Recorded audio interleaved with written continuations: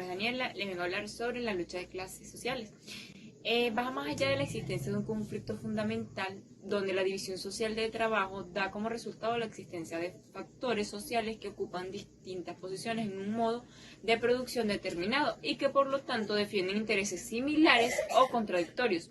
Este conflicto surge de la teoría marxista de la contradicción existente entre el desarrollo de las fuerzas productivas y unas relaciones sociales de producción que detienen y deforman ese desarrollo. Esta contradicción en el sistema capitalista se va a expresar también en la parte de producción social y apropiación privada de lo producido, como tal explotación de trabajador.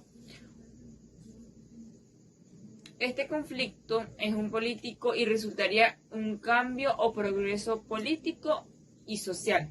A través de la historia, las personas han tratado de organizarse en diferentes tipos de sociedades bajo la tensión causada por pobres, ricos, hombres libres, esclavos, los plebes, señores feudales, siervos, maestros de corporaciones y oficiales, o la burguesía, entre otros. Este conflicto solo puede resolverse cuando una sociedad sin clases, que ello suponga la desaparición del proceso y del progreso histórico y fundamental. Buenas tardes, mi nombre es Lili Becerra. Continuando con el tema de lucha de clase, se presentan las críticas. Estas críticas se pueden dividir en dos versiones. La primera, que cuestiona la existencia de la misma. Consecuentemente, cualquier conflicto central en la sociedad entre ellas. Y la que rechaza la función de la lucha de clases como factor determinante de la historia.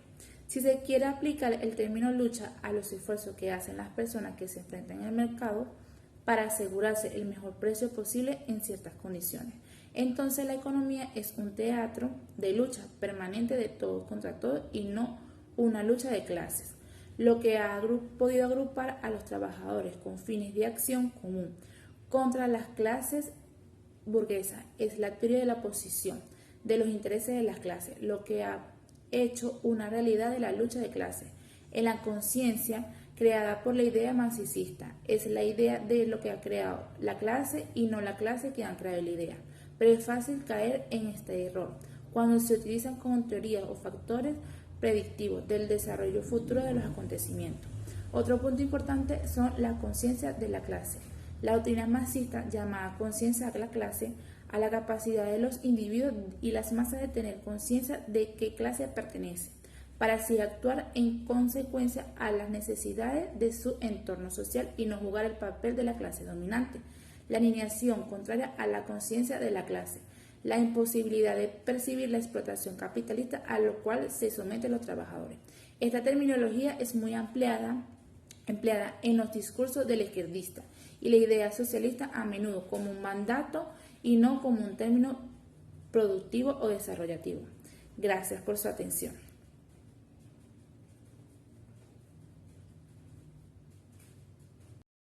Mi nombre es Stephanie González, les voy a hablar sobre los objetivos de la lucha de las clases. Bien, desde un punto de vista teórico socialista, la existencia de la lucha de las clases supone la consecución de ciertos objetivos. El progreso social, político y económico únicamente puede alcanzarse mediante la lucha de clases y la consecución de la dictadura del proletariado. Es necesario colocar en extremos a elementos antagónicos, como lo son el proletariado, el cual ofrece su capacidad de trabajo, frente a la clase burguesa, la cual es propietaria de la producción determinada de un lugar y la cual emplea a los anteriores. La manera de abolir esta lucha es mediante el establecimiento de una sociedad igualitaria y sin clases. Para el socialismo hablamos de la dictadura del proletariado por medio de una revolución. El paso necesario previo para dicho fin sería el desarrollo de la correspondiente conciencia de clases. Existen distintas miradas sobre la lucha de clases.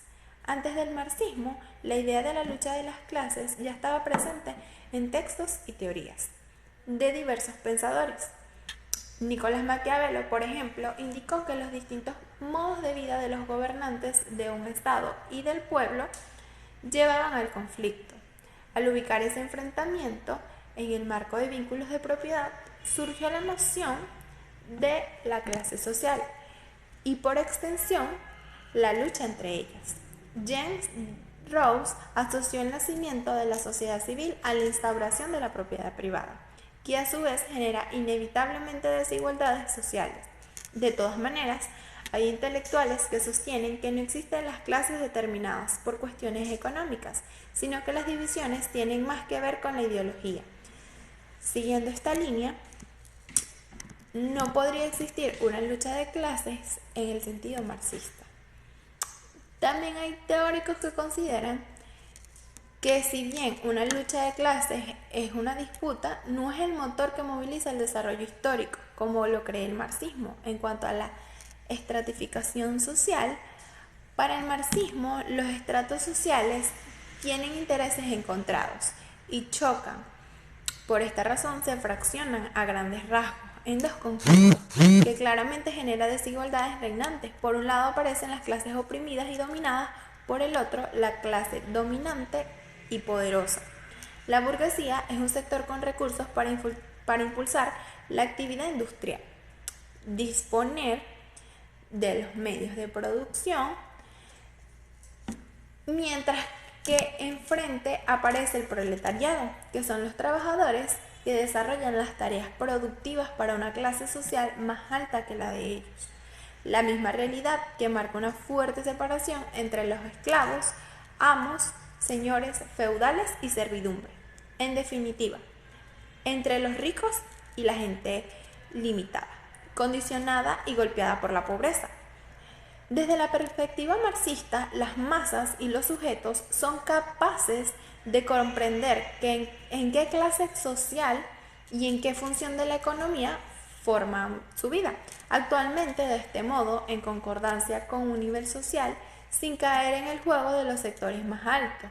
A esto se le llama comúnmente poseer una conciencia de clase. Cuando la explotación laboral en el mundo capitalista no es percibida o no es reconocida en tanto, se habla de alineación. De acuerdo a los criterios del leninismo, la conciencia de clases del sector obrero debe ser forjada a través de la dictadura del proletariado. Propio del ámbito político, se identifica a un Estado en el cual el gobierno queda en manos de trabajadores industriales y no en poder de la burguesía.